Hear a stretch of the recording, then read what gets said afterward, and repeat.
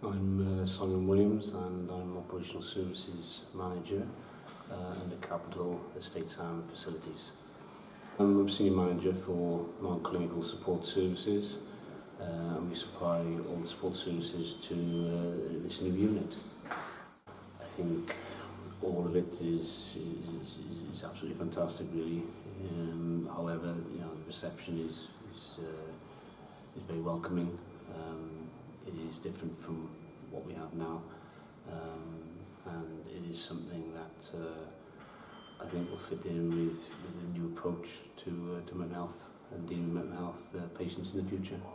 Its design, its layout, and what it will provide for patients, a very nurturing, therapeutic environment, and you know, that's exactly what they need.